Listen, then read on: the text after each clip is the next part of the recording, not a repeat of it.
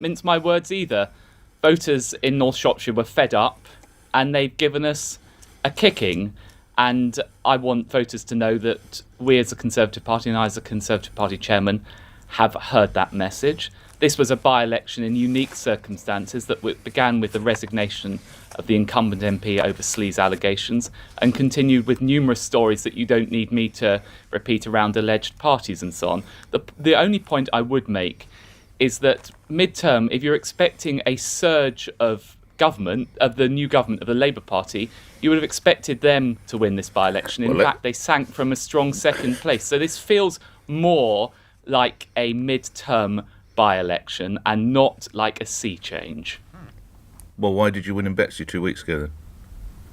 Well, we did very well in Bexley and we fought that campaign. And that was before these party stories emerged, isn't it? The by-election was different in a number of respects. Most notably, the one in Bexley was caused by the tragic death of my friend James Brockenshire. Mm-hmm. The one in North Shropshire was not asked for by the people of North Shropshire. It was caused by the resignation of the incumbent MP over sleaze. Now, the Prime Minister has accepted that mistakes were made in relation to that, and I think it's right for him to do so. What has the Prime Minister said to you about this morning's result? The Prime Minister has heard that message. No, but I mean, I don't want clear. the intimate details. But what has he said? Oliver, we've got to do this, or Oliver, be sure we do this. What has he said? Well, the Prime Minister and I are absolutely agreed that the focus of government have you spoken must with be, Mr. Johnson this morning? I've been in touch with the Prime Minister. Right. So what is morning. the essence I'm seeing of the what Prime Minister. I'm seeing the Prime Minister immediately after I've done this very extensive news round this morning. Okay. What we must do as a government is demonstrate that we are focused on the people's priorities. And I think what you've heard over the past couple of months is a lot of noises off.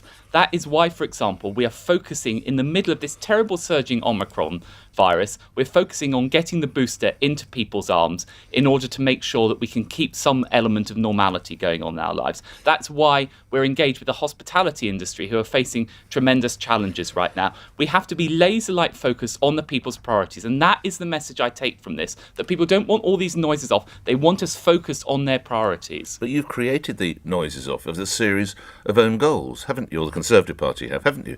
With the disastrous handling of the sleaze affair with Owen Paterson, the parties that might or might not have taken place in Downing Street, and a lockdown, which is a lockdown by another name.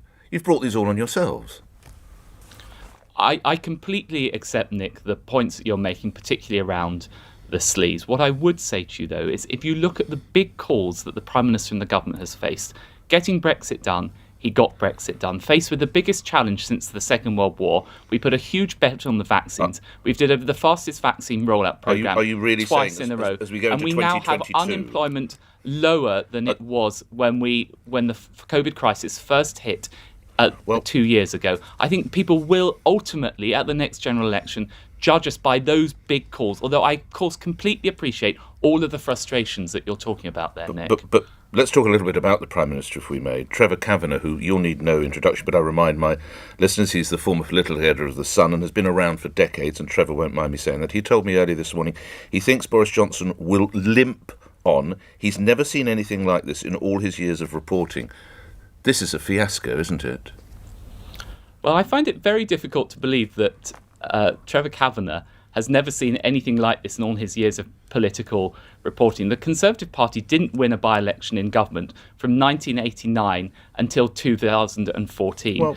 We lost the Brecon and Radnorshire by-election to the Liberal Democrats in 2019, and we won it back again in 2019. It is the case that people feel fed up and they've given us a kicking, but if the sort of result that the Liberal Democrats get in by-elections was repeated at general elections, they would have been in government for the past 50 years. I take that point. But, Chairman, we have a Deputy Prime Minister who can't get the number of people right in hospital Omicron.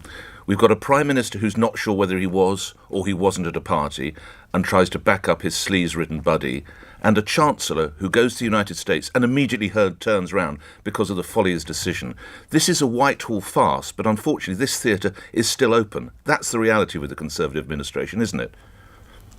The reality of this administration is faced with rapidly rising Omicron, which is doubling almost 2 days, we have unleashed the fastest booster rollout program or vaccine rollout program, not just in this country, anywhere in the world. We're focused on getting on with the job. You talked about the Chancellor. The Chancellor was in the United States of America promoting British businesses, has been in touch with the hospitality industry during his time out there, and has stood by businesses all the way through this crisis. Why is he, if he's been in touch, why the need for him to come back?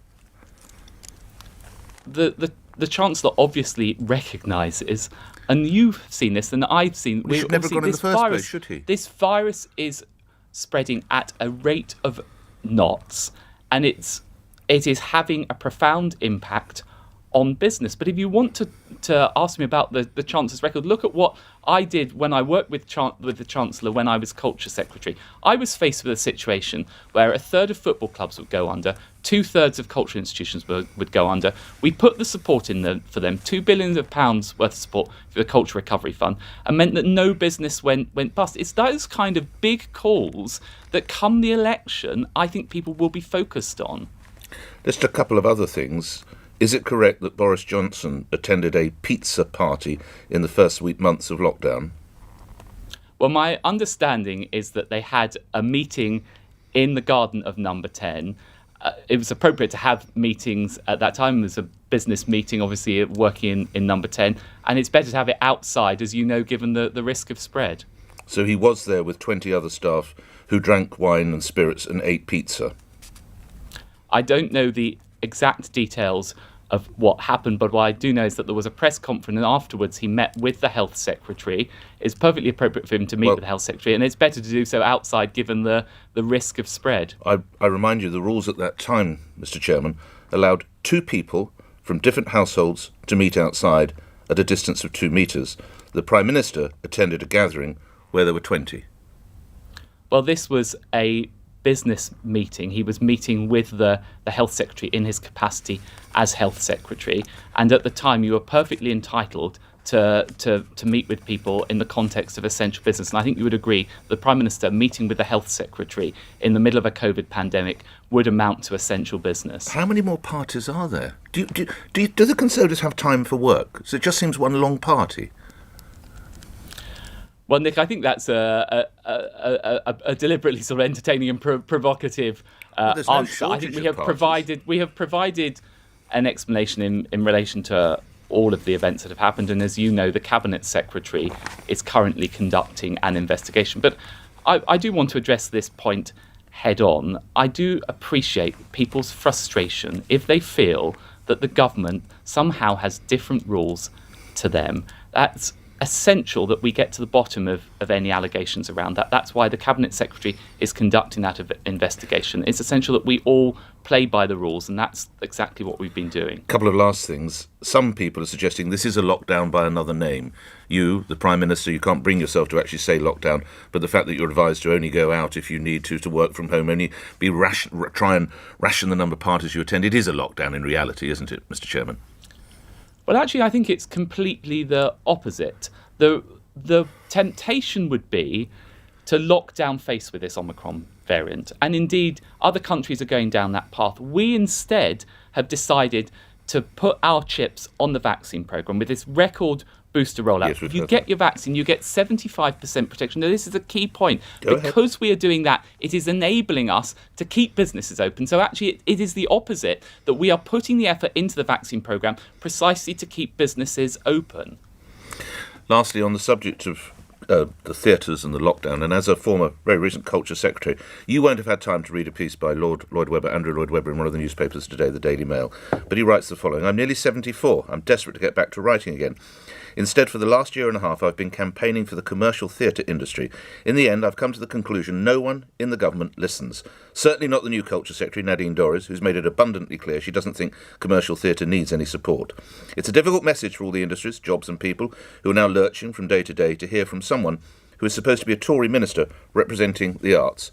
How much contact has there been with someone such as Lord Lloyd Webber and his campaign? Well, I think I could actually lose count of the number of times I've spoken to Lord Lloyd Webber. In fact, I had dinner with Lord Lloyd Webber the other day. I spoke to him constantly during this crisis. I know how challenging it has been for commercial theatres, and that's why we have put support in place for commercial theatres, not least the VAT cut on the ticket sales, and that's why a number of them were also able to benefit from measures such as the job retention and furlough scheme, and some of them were able to benefit from the £2 billion cultural It seems your recovery successor fund. does not enjoy the same relationship. We are there for them. Their successor has not enjoyed the same relationship. Nadine Dorries, Lord Lloyd Webber is openly critical of her. Well, I think Nadine Dorries is doing an excellent job, and I just saw yesterday she has been working to make sure that many cultural institutions are opening up to ensure that the vaccine is delivered in them. So I'm sure. Well, I don't think that's what Lord Lloyd Webber wants his theatres for somehow, to become vaccination centres. Do you? I think he wants to put on shows that actors and actresses can be in, that people can attend, and the industry turns over. Are you suggesting we just turn Her Majesty's and the Theatre Royal Drury Lane into mini hospitals? That's not what I'm suggesting at all. I'm saying that we've put the support in time and time again. In fact, I was at the theatre just the other day myself, and I've engaged with Lord Webber throughout my time as culture. And I appreciate lastly I'm sure that my successor is engaging as well. I don't know whether she's actually spoken to Lord Webber himself. Might you suggest it would be an idea, perhaps, lastly, Mr. Chairman? I know that my successor will be engaging with lots of businesses and theatre companies up and down the country, and I'm sure she'll find time to speak to Lord Lloyd Webber as well. Grateful for your time. Thank you, Oliver Dowden, Chairman of the Conservative Party, appearing here on LBC, where at 2 minutes after 8 news is next. On your radio, on Global Player, and Play LBC. leading Britain's conversation. This is LBC. From Global's newsroom, the Liberal Democrats have overturned a 23,000 Tory majority to win the North Shropshire by-election. Morgan, Helen Margaret Lillian, Liberal Democrats, 17,950.